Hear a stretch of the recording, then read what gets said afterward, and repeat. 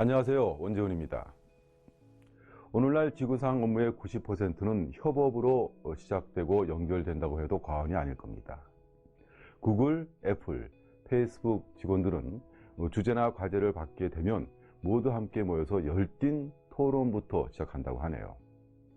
주제나 과제의 목표, 해결해야 할 문제가 무엇이고 그것을 어떤 방향이나 방식으로 해결하며 가장 창의적이고 효과적인 솔루션은 무엇인지 서로 질문하고 토론해서 구체적인 결론에 이릅니다. 그런데요, 우리 기업들은 어떨까요? 한국 기업에서 진행하는 프로젝트나 개발 업무는 협업이 아닌 분업 위주로 진행됩니다. 왜 이럴까요? 다양한 관점의 질문과 격없는 토론이 없기 때문입니다. 협업이 아닌 분업으로는 팀워크가 저하되고 창의적인 결과물도 절대 얻지 못한다는 것을 강조한 책이 있습니다. 글로벌 비즈니스 역량과 인재 육성 전문가인 저자는 8년간 GE에서 근무한 경험을 바탕으로 프로젝트에서 기발하고 획기적인 아이디어를 창출하고 집단 창의성을 극대화하는 방법과 기술, 즉 집단 창의성을 키우는 협업 스킬을 1% 위대한 기업은 어떻게 일하는가를 통해서 소개하고 있습니다. 창의적인 협업을 위한 핵심 요소는 뭘까요? 그리고 앞서가는 글로벌 기업들의 창의적인 협업은 어떻게 이루어지고 있을까? 세계적인 디자인 회사 아이데오의 혁신 방법론, 애플의 남다르게 생각하는 10가지 방법, 창의적인 회의 문화를 여는 페이스북의 해커톤의 법칙을 통해서 1%의 위대한 기업으로 가는 첫 발을 내디뎌 보겠습니다. 협업, 그것도 창의적인 협업을 하려면 어떤 요소가 필요할까요? 앞서 말씀드렸지만 구글, 애플, 페이스북, 아이데오 이 회사들은 해마다 전 세계 기업들을 대상으로 조사하는 가장 창의적인 회사 중에서 항상 선두를 달리곤 합니다. 이들이 개발하는 상품이나 아이디어는 어느 한 개인이 아니라 여러 사람이 협업해서 만든 겁니다. 따라서 이들 회사가 창의적이라는 말은 가장 협업을 잘하고 있다는 것이 되는 거죠. 그 비결은 뭘까요? 그들이 일하는 방식에서 몇 가지 공통점을 찾을 수 있습니다. 먼저 그들은 비전, 목표, 핵심 가치를 모든 직원이 함께 공유하고 실행합니다. 창의적 사고를 갖고 함께 일하며 항상 고객을 중심에 두어 고객 지향적이죠. 다른 사람들과 원활하게 소통하고 토론하는 스킬과 능력이 있으며 비즈니스와 연관된 파트너와 생태계를 전략적으로 관리합니다. 그리고 그들은 새로운 상품이나 서비스를 연구하고 개발하기 위해 치밀한 계획을 세우고 실행하죠. 물론 이를 위한 프로젝트 매니지먼트 역량도 가지고 있습니다. 뿐만 아니라 고객과의 긴밀한 접점을 제공하고 있는 모든 직원들이 함께 토론하고 협업할 수 있는 플랫폼을 운영하면서 비즈니스 문제와 장애물을 신속하고 효과적으로 푸는 문제 해결 능력을 가지고 있는 거죠. 무엇보다 창의적인 회사의 구성원들은 자발성과 오너십을 가지고 동기부여가 잘 돼 있고 모든 직원들이 자신의 업무와 회사의 업무를 즐기는 겁니다. 디자인 업계 아이디어 제조기로 불리는 회사가 있습니다. 바로 아이데오인데요. 미국 ABC의 TV 프로그램 나이트라인에서 아이디어가 제품을 디자인하고 개발하는 과정을 방송에 내보낸 적이 있습니다. 당시 미션은 대형마트에서 고객들이 사용하는 쇼핑카트를 보다 편리하고 유용한 기능을 가진 전혀 새로운 디자인으로 한번 만들어 보라는 거죠. 5일이 주어졌습니다. 5일이라는 기간 동안 그들은 세계적인 명성에 걸맞게 기발한 디자인 쇼핑카트 실물을 만들어 공개했고요. 많은 사람들부터 박수갈채를 받았습니다. 아니 5일 동안 그 짧은 시간에 어떻게 그게 가능할까요?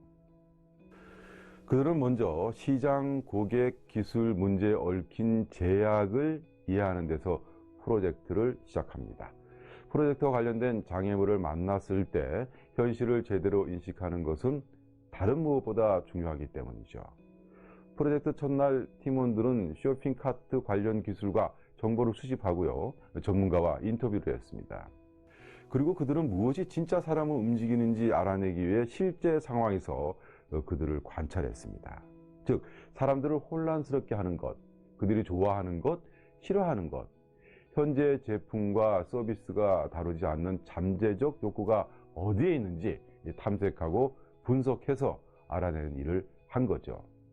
직원들이 직접 매장을 방문해서 쇼핑객들을 관찰하고 최신 디자인과 재료를 찾기 위해 자전거와 유모차 등을 살펴봤다고 합니다.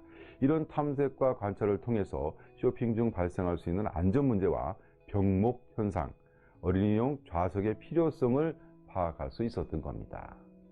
또한 그들은 처음 선보이는 컨셉과 그것을 이용할 고객을 시각 자료로 구성하는 것도 빠뜨리지 않았습니다. 이 단계를 미래 예측으로 생각하는 사람들도 있죠.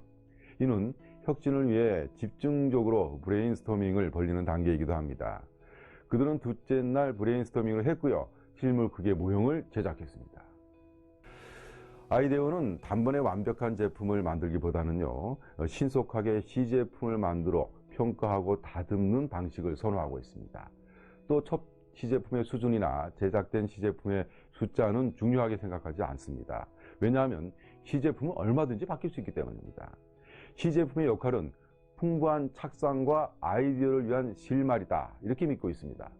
중요한 것은 시제품을 통해서 아이디어를 계속 개선하고 발전시키는 겁니다.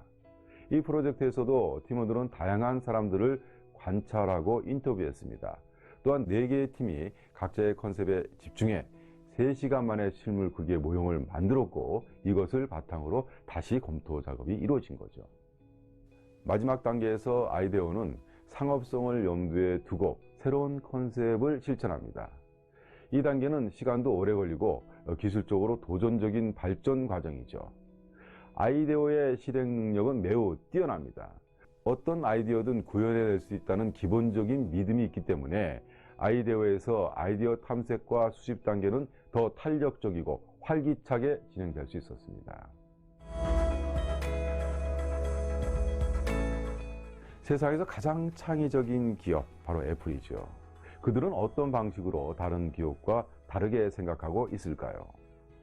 먼저 애플은 모든 직원들에게 일정한 수준의 권한을 부여해서 스스로 생각하고 판단하게 합니다.